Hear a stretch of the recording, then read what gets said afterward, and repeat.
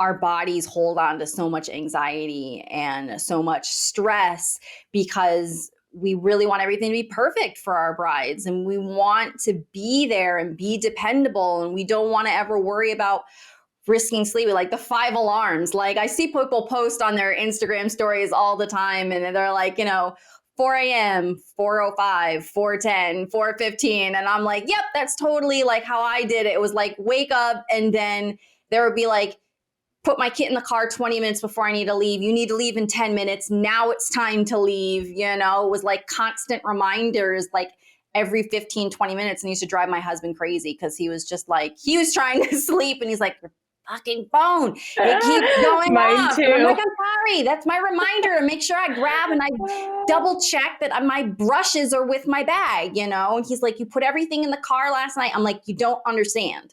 I was like, the neighbors think I'm crazy because I will get like 3 houses away. And I just did this the other day on the way to like a get out client. And go. Yeah, I like pull over in front of their house and I like run out and behind and I'm like looking and I'm like, yeah, it's still all there. It's all there. I can go. There's been so many times where I make it to the stop sign at the end of our street. And then I go check and I realize I have forgotten something, that I come back and, my kids and my husband, they don't even like blink an eye anymore when I just come busting in through the front door. And I'm like, never mind, I got it. I'm good. And I just run out the door and they're just like, my husband has had to bring me my makeup brush. I don't know what it is. And I put the makeup brushes by my kid all the time. But my husband has had to like bring me makeup brushes at a wedding before. Thankfully, it was only like 20 minutes away. But I remember calling him and being like, so I forgot to grab my brushes that were drying and put them in my bag. So I grabbed the bag, but it was empty. Can you bring it to me? Here's the address. And it was when, in my defense, I will say it was when Ryan, my second born, was only a couple of months old. So I'm like, I think I was just like really overtired at that point. And I totally forgot them. So he texted that he was there and I went to go to like answer the door, but he rang the doorbell because I was just like, I didn't want anybody to know that I'd forgotten my brushes. So I was like, I'll start airbrushing the makeup on the first client and taking a nice time with the skincare and whatever. So he like came up and he like rang the doorbell and he was standing there with Ryan in the car seat and my other son, who was like 3, standing next to him. And the mom of the bride like answered the front door and was like, there's a man here with babies. And I was like, that was my husband. Sorry, hold on. And I grabbed the brushes and like ran inside. And then I opened it up and I realized all he had brought me was concealer brushes. Oh my God. And I was like, we're going to make it work. Nobody knew the difference. Oh my God. I was like, oh yeah, I just needed a few more brushes. And I realized I'd left them by the front door. So he brought them to me. And I totally played it off. But I was like, we are going to work today. Like everybody's getting contour and blush and highlight. Everything is being airbrushed. And I'm going to apply eyeshadow and eyeliner. And I learned to work those concealer brushes. And, they're just like little things like that where I'm like, okay, this is a moment of growth.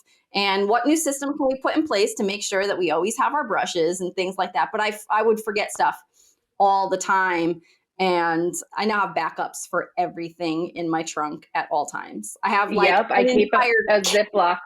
Yes. Yeah, I have a big Ziploc bag full of like backup brushes. And my husband, he's so cute because he wants to be helpful. He's like, oh, like I'll just load like all your stuff in on my way out. I'm like, no, you don't understand. Like I need to strategically check and make sure everything's there. And he's like, you just packed everything up last night. I'm like, yeah, but like someone could have come in the middle of the night and moved my brushes and they're not in that bag, or I had a brain fart. Like, I'm like, just leave everything where it is. Like big, strong muscle man, I love you so much, but like, I need to meticulously check everything because it happens. We're human beings. We forget things.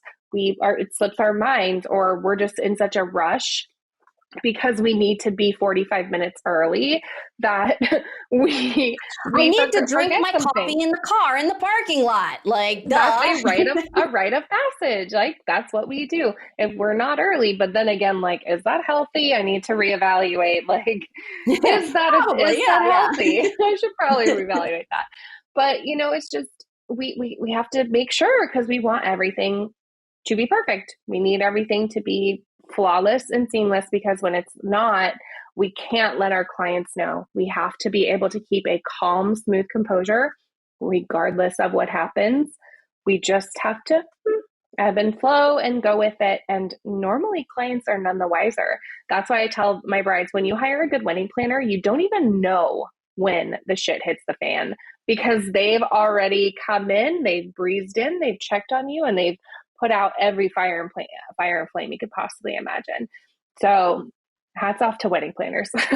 Yeah, I think it's a hallmark of an experienced wedding vendor when things can be burning down around them and they're like that meme where they're like, this is fine, everything's fine. And you're just like, it's cool, it's fine. You know, like I've been doing the bride's hair one time and the videographer was there in the other room of the hotel suite.